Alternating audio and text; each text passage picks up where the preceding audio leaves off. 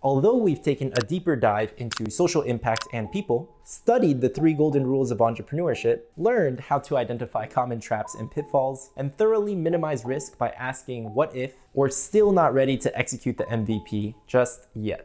That's because we're still missing a key ingredient in the recipe: selling and marketing your MVP. Trust me when I say you'll be happy we held you back a little bit, because the next series of videos is where you'll be learning how to recruit customers and get them to keep coming back. In the meantime, I take a moment to review everything we've covered. Sleep, rest, take care of yourself, talk to users, and also redo some of the activities from earlier, like the micro and macro timeline, but using your MVP as the main focus. Timelines and tables are something Jeff and I use to plan and execute every project in ZenEd. I know it sounds tedious, but I seriously recommend you guys create detailed timelines, split them down, break them into 30-minute chunks. This is paramount because 1, your project is rapidly increasing in both scale and complexity, which means more planning is required, and 2, we will be using these timelines anyways in a future activity. Once you guys have finished doing that, congratulate yourself, pat yourself on the back, get a sip of water, stretch, and then we'll see you in Module 5, Sales and Marketing.